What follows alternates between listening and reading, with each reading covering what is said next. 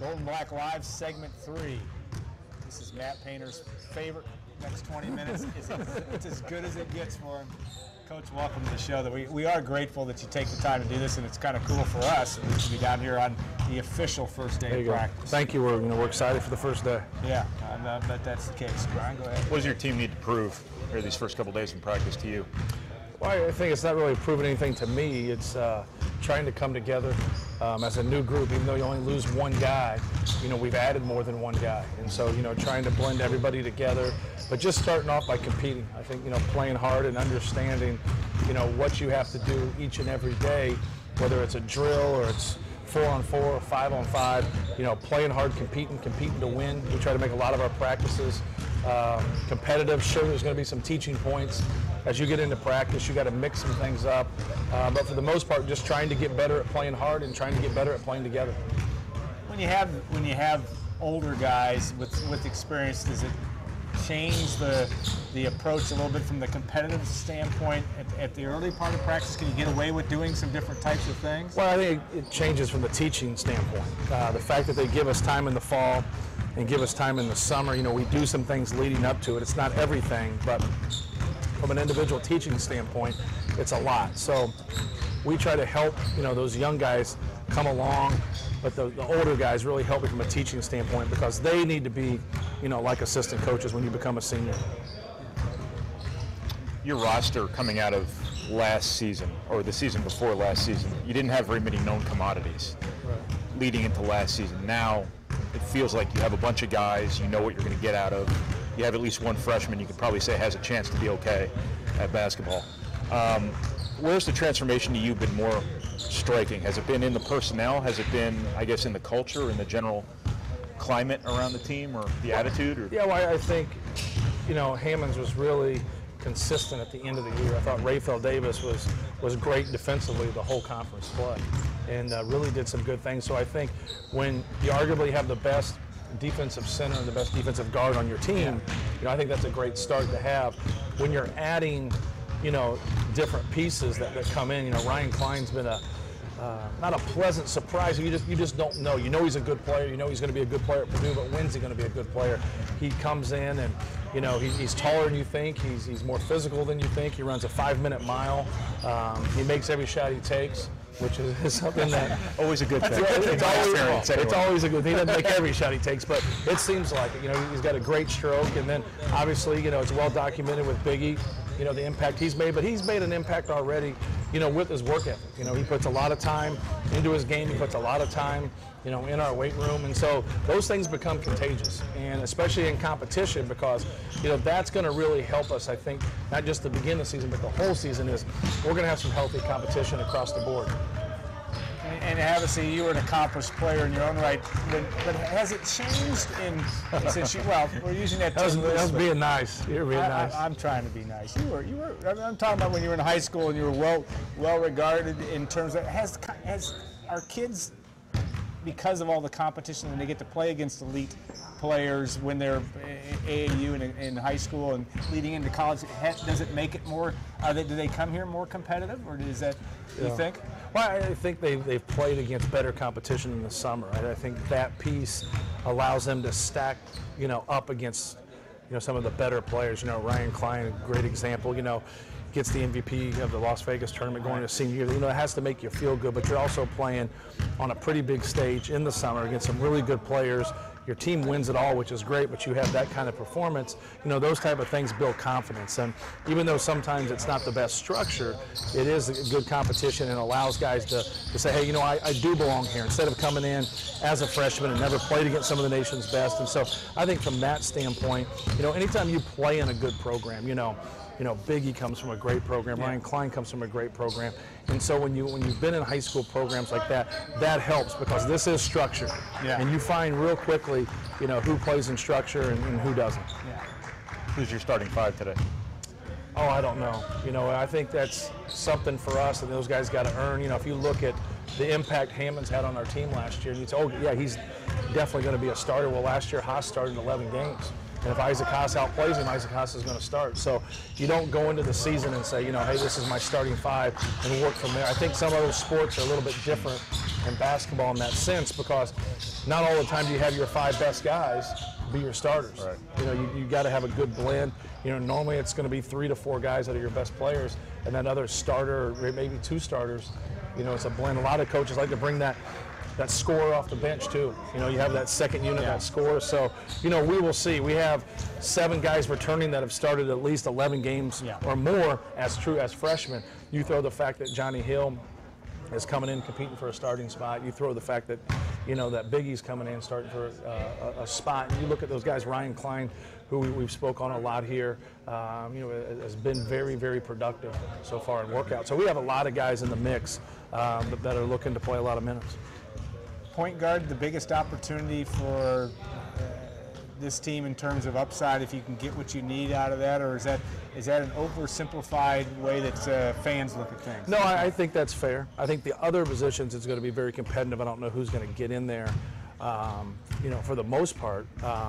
But whoever is going to have experience. Yeah. You look at our guards, and you look at Matthias, and you look at Stevens, and you look at Davis.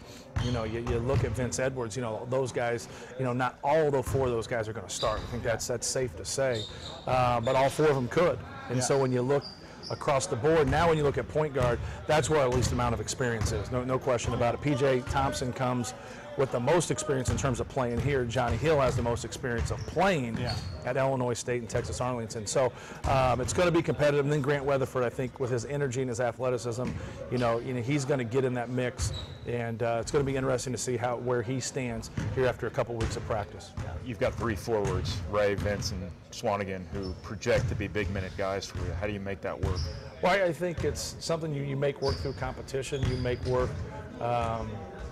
Things work themselves out, especially the big guys. And that's something, when you talk about minutes of big guys playing, they seem to get in foul trouble more than other people. And so, you know, things kind of figure their way out. Injuries happen, and so you have depth there. There's a lot of different things that can happen to really kind of shrink those minutes for each one of those guys. But, you know, it's like last year, you know, Ray, I thought was a great example. You know, we kind of knocked his minutes down non-conference, where you know, he's averaging in the high 20s or whatever, and it wasn't enough. You know, it wasn't enough. You just couldn't take him off the court, and he ended up, you know, averaging 35 minutes a game, and he really helped us in conference play. So I don't go into it, even though I do think about it. I don't go into it and say, you know what, this guy's going to get 27, he's going to get 28, he's going to get 33. I just let it work itself out, because you can't sit there in recruiting, you can't sit there as a coach and say, hey, whoever comes in here and earns it, you know, gets it, and you're already thinking in your mind, you know, well, this guy's going to start, or this guy's going to play X amount of minutes. You know, the best thing you can kind of grab from all of it is what's happened in the previous years. That's the best thing. But this isn't the same team, so it's going to be a different team, so time will tell. Question, and we are actually an interactive show. Question about the last couple of summers. You didn't travel overseas. The team. What's the difference in terms of how you prepare and your team comes together when you don't travel as much overseas or during the summer? Well, I think it helps you. It helps you with the practices, the travel and the playing over there. I think kind of helps the camaraderie, guys being together and learning about each other, and you know, you find things out, you know, through those times of just being around each other. I think that's, if you got to force that on teams, I think that's difficult. I said, but when it kind of happens naturally and you can get away from them, they can grow as a group together without you actually putting exercises together where you force guys. It's like brothers and sisters, you know. You force them to be together. You want them to like each other, and that's not always the case. But I think when you have a real team, you can, because now they got to be able to handle some issues and some problems on their own. Understanding you've not practiced yet, if I asked you what's the single most important thing your team has to do to be successful, and I told you couldn't say play hard, what would you say? Defend. You should have said that. Yeah, you move to your next one. There's going to be some things offensively we need to do better. Free throws, making open jump shots. Anytime you have size, if you can have people that can stretch the defense and make threes and be consistent in that area, then you know you're really going to have a good balance between inside and out. But as we all know, you know, if you can be good defensively every single solitary night, you know, you're going to keep yourself in a lot of games. So I think building off what we did in conference play and being good and, you know, being sound on the defensive end. This league is not going to be a cakewalk. It rarely, if ever, is, and yet hear Ray talk about wanting to win the Big Ten. That's still in your playing days. That was such a focus of Gene Katie's program. It's still a big focus of your program. You want to get the job done in the league. No question. You know, obviously you have more people in the league now. I don't know if that's harder or easier, but everybody's schedule is different. Back then, everything was locked in. You played everybody twice. You had 10 travel teams. Partners. Yeah, you had your travel partners early to mid 80s until that changed. So for us, you know, that is a goal. It comes before the other things. You know, that's people say, what's more important? Well, obviously, you know, how you play in March is the most important. But if you can win the Big Ten or even get into that last week where you're fighting for a Big Ten championship, you're going to put yourself in a pretty good position before, you know, for the NCAA tournament. Asking you again this before you've practiced, what's your team's ceiling? I think we could be pretty good. You know, obviously, you know, you want to be able to compete for a Big Ten championship and win a Big Ten championship. I think that's always your goal to start with. And then, you know, things have to happen. You have to be able to stay injury-free. You have to be able to grow together, and you have to be able to deal with adversity. You know, and I think that's always the number one thing. There's so many positives. Everybody feels good right now. Everybody's doing this interview. And they're talking about winning the Big Ten. They're doing the things. But who are you when something goes wrong? You know, and I think that's always a telltale for us last year, that we had some things go wrong non-conference, and we were able to build off that. We handled the adversity. We took a negative, we made it a positive, and then we were much better in conference play. Well, now hopefully we can take that part and build off it right now, and have a great non-conference leading into Big Ten play.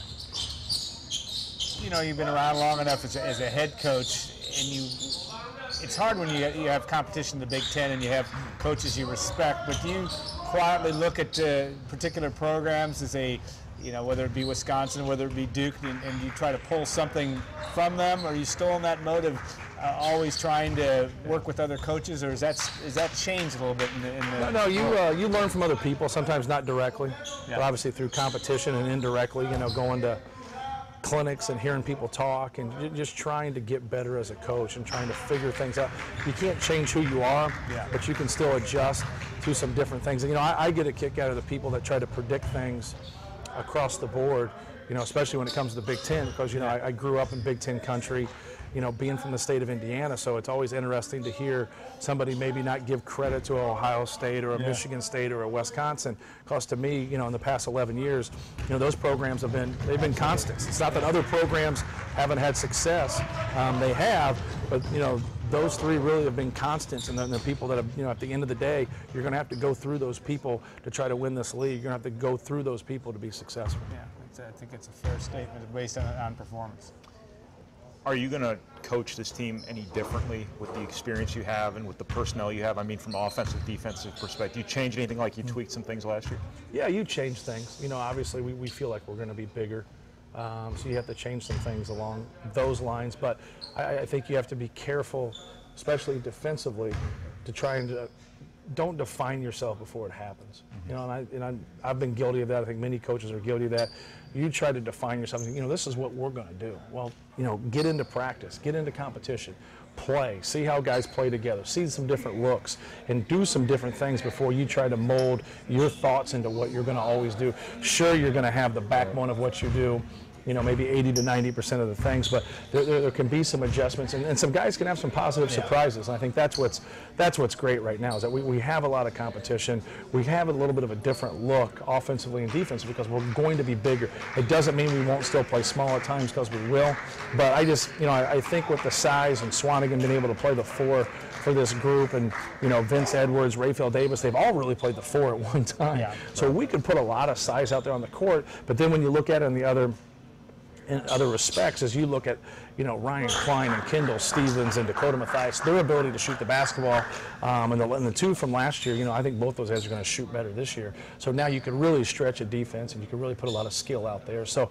and we got to find the right mix against the right teams and push the right buttons. But we know we have a couple different ways to go.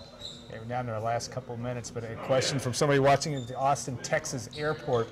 Boilernet says, how does this team manage all the big expectations? Maybe not necessarily there are big expectations on a national level, but there's a lot here just because when Purdue basketball, men's basketball especially, has been really, really good, there's a lot of buzz about that. How do you deal with that? Well, I think it's one thing to manage expectations. Nobody's picking us to win the league. Yeah. Nobody's picking us in the top 10 or 15 in the country, and some people don't even have us in the top 25. So I think you can actually flip that question and say, why don't some people have us in there? Well, that's a better way, I think, to motivate your guys and to get them on edge and say, no, let's, we had a three-way tie for third last year. That wasn't our goal last year to have a three-way tie with third, even though it was a lot better than last place. It was a huge jump for us, but it still wasn't our goal, and we could have done better. In the games that we lost last year, we were 12-6.